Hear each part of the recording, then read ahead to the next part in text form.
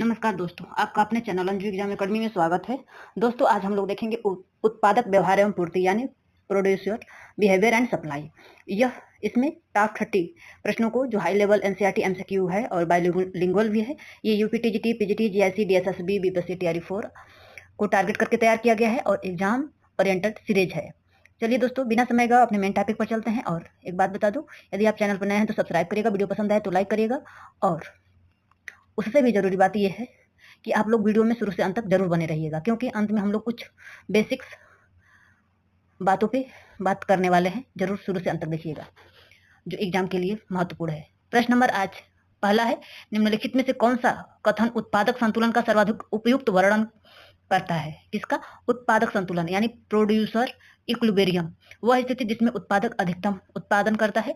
Option B है वह स्थिति जिसमें उत्पादक अधिकतम लाभ या न्यूनतम हानि प्राप्त करता है। ऑप्शन सी है वह स्थिति जिसमें औसत लागत अधिकतम होती है। ऑप्शन डी है वह स्थिति जिसमें कुल लागत शून्य होती है। बताइए प्रश्न नंबर 1, इसका उत्तर कौन सा सही होगा? तो उत्पादक संतुलन का सर्वाधिक उपयुक्त वर्णन वह स्थिति है जिसमें उत्पादक अधिकतम लाभ या न्यूनतम हानि प्राप्त कर सकता है। ऑप्शन बी सही होगा। यानी उत्पादक संतुलन वह स्थिति है जहां उत्पादक उपलब्ध संसाधनों एवं तकनीकी के अंतर्गत अधिकतम लाभ अर्जित करता है अथवा न्यूनतम हानि उठाता है। प्रश्न नंबर 2 है, निम्नलिखित कथनों पर विचार कीजिए। स्टेटमेंट 1 है, स्टेटमेंट 2। स्टेटमेंट 1 कह रहा है अल्पकाल यानी शॉर्ट रन में कुछ उत्पादक कारक स्थिर होते हैं। ऑप्शन बी है दीर्घकाल में सभी उत्पादन कारक परिवर्तनशील होते हैं। ऑप्शन ए है केवल एक स्टेटमेंट सही है। ऑप्शन बी है केवल दो स्टेटमेंट दो सही है। ऑप्शन सी है दोनों सही है। ऑप्शन डी है दोनों गलत है। बताइए प्रश्न नंबर 2 का उत्तर कौन सा सही होगा?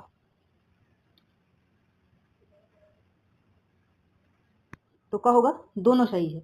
यानी अल्पकाल में यानी शॉर्ट रन में कुछ उत्पादक कारक स्थिर होते हैं और कुछ परिवर्तनशील होते हैं, जबकि दीर्घकाल में सभी उत्पादन के कारक परिवर्तनशील होते हैं। ऑप्शन सी सही होगा। यदि आप लोगों को कोई भी कंफ्यूजन होगा तो जरूर कमेंट करके बताइएगा।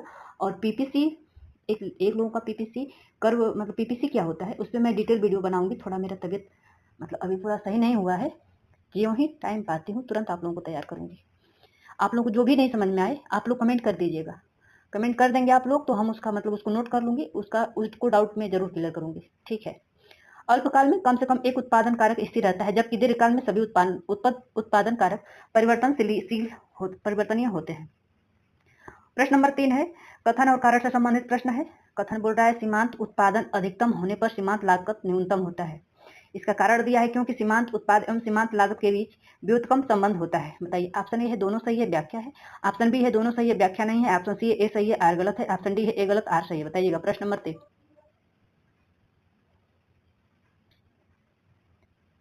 तो क्या है? दोनों सही है। ऑप्शन ए सही होगा। यानी जब मार्जिनल प्रोडक्ट बढ़ता है तो मार्जिनल कास्ट घटती है, तथा जब मार्जिनल प्रोडक्ट घटने लगता है तो मार्जिनल कास्ट बढ़ने लगती है, और दोनों में व्युत्क्रम संबंध होता है। प्रश्न नंबर 4 है, निम्नलिखित में से कौन सा नियम अल्पकालीन उत्पादन फलन का आधार है? बताइएगा। शॉर्ट रन प्रोडक्शन फंक्शन का आधार कौन सा है? Law of demand, law of variable proportion, law of supply, law of return to scale. प्रश्न नंबर 4 बताइएगा। तो क्या होगा? Law of variable proportions. Option B सही होगा। यानी जो अल्पकालीन उत्पादन फलन होता है इसका आधार लॉ ऑफ वेरिएबल प्रोपोर्शन होता है, प्रोपोर्शन। ऑप्शन बी सही होगा।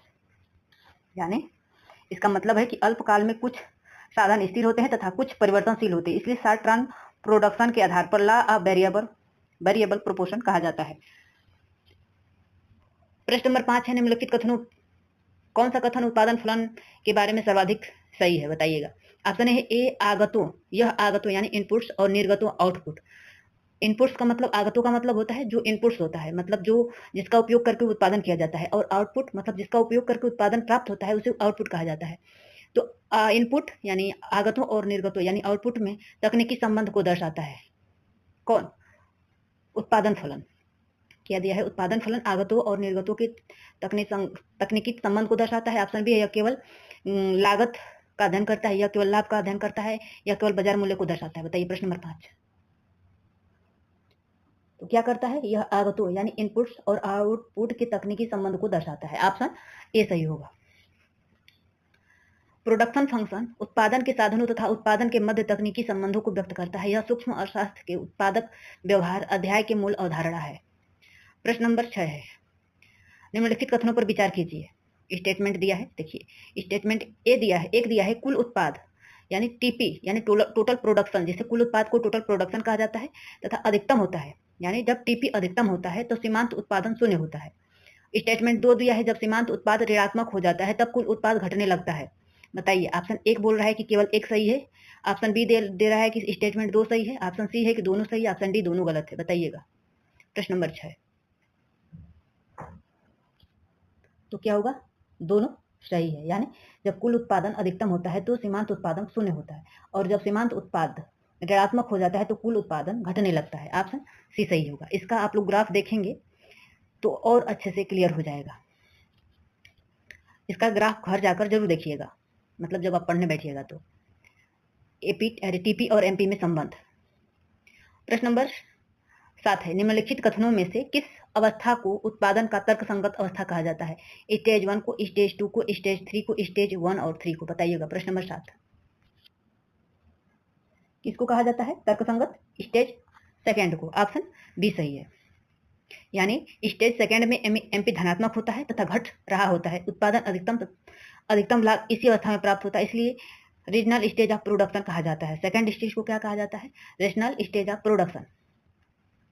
प्रश्न नंबर 8 है, औसत उत्पाद यानी एपी अधिकतम होता है तो एपी बराबर एमपी होता है, और जब एमपी एपी से अधिक होता है तो एपी बढ़ता है, तथा एमपी एपी से कम हो जाता है तो एपी घटता है। बताइएगा। दोनों सही है, और व्याख्या भी है, दोनों सही है, व्याख्या नहीं है। दोनों ए सही आर गलत, ए गलत आर सही है। बताइएगा। प्रश्न नंबर 8 ये सब फिगर पे है। यदि आप लोगों का फिगर कंसेप्ट क्लियर रहे होगा तो ये प्रश्न हल करने में आप लोगों को कोई भी दिक्कत नहीं होगी। यदि आ रहा है तो बढ़िया है, यदि नहीं आ रहा है तो आज तीसरा क्लास चल रहा है, 3 दिन बाद आप लोगों का कंसेप्ट वाली क्लास जरूर चलेगी। अभी आप लोगों का जीके भी छूट रहा है, अभी थोड़ा और बेहतर हो जा रही हूँ तो 2 क्लास लेकर आप लोगों को कवर करूंगी, जरूर कवर करूंगी। आप लोग पढ़ाई पे ध्यान दीजिए। प्रश्न नंबर 8 तो क्या होगा? दोनों सही है और व्याख्या भी है। ऑप्शन ए सही है, यानी एपी अपने अधिकतम स्तर पर तभी होता है जब एमपी एपी के ऊपर से काटता है, अर्थात एमपी बराबर एपी होता है। प्रश्न नंबर 9 है, निम्नलिखित में से किस कथन का संबंध दीर्घकालीन उत्पादन फलन से है? Law of variable proportion, law of return to scale, law of demand, law of supply. बताइए। प्रश्न नंबर 9 तो देखिए, law of return to school यानी जो लॉन्ग रन प्रोडक्शन फंक्शन से संबंधित है, तो law of return to scale, ध्यान दीजिएगा, रिटर्न टू स्केल रहेगा तो लॉन्ग रन यानी दीर्घकालीन उत्पादन फलन से संबंधित होगा, लेकिन जब लॉ ऑफ वेरिएबल प्रोपोर्शन होगा तो वह शॉर्ट टर्म से संबंधित होगा। तो यहाँ पे दीर्घकालीन पूछा है तो क्या होगा? Law of return to scale. Option B सही होगा, यानी दीर्घकाल में सभी उत्पादन के कारण परिवर्तन होते हैं, इसलिए लॉन्ग रन प्रोडक्शन फंक्शन का आधार law of return to scale है। प्रश्न नंबर 10 है, यदि सभी उत्पादन कारकों के समान अनुपात में बढ़ने पर उत्पादन उससे अधिक अनुपात में बढ़े तो उसे क्या कहा जाता है? यानी दिया है कि यदि सभी उत्पादन कारकों को समान अनुपात में बढ़ाने पर उत्पादन उससे अधिक अनुपात में बढ़े तो इसे क्या कहते हैं? Increasing return to scale, constant return to scale, decreasing return to scale, law of variable proportion. प्रश्न नंबर 10 क्या होगा? इंक्रीजिंग मतलब रिटर्न टू स्केल, यानी जब सभी उत्पादन कारकों को समान अनुपात में बढ़ाने पर उत्पादन उससे अधिक मात्रा में बढ़ता है तो उसे इंक्रीजिंग रिटर्न टू स्केल कहा जाता है।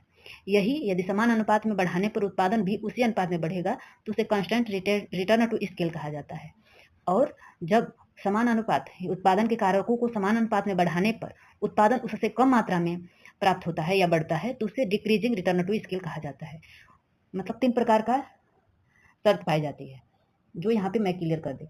तो यहाँ पे दिया है कि समान अनुपात में उत्पादन के कारकों को समान अनुपात में बढ़ाने पर उत्पादन उससे अधिक अनुपात में बढ़ता है तो इंक्रीज होगा। ऑप्शन ए सही होगा, यानी यदि सभी इनपुट्स को उदाहरण दोगुना करने पर आउटपुट दोगुना से अधिक हो जाए तो इसे इंक्रीजिंग रिटर्न टू स्केल कहा जाता है। यह लॉन्ग रन प्रोडक्शन थ्योरी का महत्वपूर्ण आधार है। प्रश्न नंबर 11, निम्नलिखित कथनों पर विचार कीजिए। स्टेटमेंट देखिए, स्टेटमेंट एक दिया है कुल लागत यानी टीसी, कुल स्थिर लागत, यहाँ पे लागत आ गया, वहां पे उत्पादन था। कुल लागत टोटल कास्ट कुल बराबर कुल स्थिर लागत प्लस कुल परिवर्तनशील लागत, मतलब दिया है कि कुल लागत बराबर कुल स्थिर लागत प्लस कुल परिवर्तनशील लागत होता है, यानी कुल लागत को टोटल कास्ट कहते हैं जिसे शॉर्ट फॉर्म में टीसी कहा जाता है, बराबर होता है कुल स्थिर लागत। स्टेटमेंट 1 दिया है कुल स्थिर लागत यानी जिसे टोटल फिक्स्ड कास्ट कहा जाता है, टीएफसी कहा जाता है कुल स्थिर लागत को, मतलब टोटल लागत बराबर होता है कुल स्थिर लागत के प्लस कुल परिवर्तनशील लागत के। स्टेटमेंट 2 दिया है अल्पकाल में कुल स्थिर लागत उत्पादन स्तर के साथ नहीं बदलती है। कथन देखिए क्या दिया है, अरे ऑप्शन ए दिया है केवल स्टेटमेंट 1 सही है, ऑप्शन बी दिया है स्टेटमेंट 2 सही है, ऑप्शन सी दिया है स्टेटमेंट 1 और 2 दोनों सही है, ऑप्शन डी है स्टेटमेंट दोनों गलत है। बताइए प्रश्न नंबर 11 का। तो देखिए टीसी बराबर टीएफसी प्लस टीवीसी होता है, यानी कुल लागत बराबर कुल स्थिर लागत प्लस कुल परिवर्तनशील लागत होता है। स्टेटमेंट 1 सही है, क्या है सही है। स्टेटमेंट 2 दिया है अल्पकाल में कुल स्थिर लागत उत्पादन स्तर के साथ नहीं बदलती है, तो ये भी सही है, यानी ऑप्शन सी सही है, दोनों सही है और व्याख्या भी करता है, ऑप्शन सी है। देखिए यहाँ पे दे दिया है अल्पकाल में टीएफसी स्थिर रहती है जबकि टीबीसी उत्पादन के साथ बदलती है, इसलिए टीसी बराबर टीएफसी प्लस टीबीसी। ये सूत्र बहुत ही महत्वपूर्ण है। यहाँ पे प्रश्न नंबर 12 है, निम्नलिखित में से किस लागत का मान उत्पादन शून्य होने पर भी शून्य नहीं होता है? टोटल वेरिएबल कास्ट का, मार्जिनल कास्ट का, टोटल फिक्स्ड कास्ट का, एवरेज वेरिएबल कास्ट का। बताइएगा प्रश्न नंबर 12। तो क्या होगा टोटल फिक्स्ड कास्ट का, ऑप्शन सी सही होगा, यानी उत्पादन शून्य होने पर भी भवन किराया, मशीन किराया आदि स्थिर देनी पड़ती है और टीएफसी कभी शून्य होता ही नहीं, कभी शून्य नहीं होता है। Total fixed cost, total fixed cost. प्रश्न नंबर 13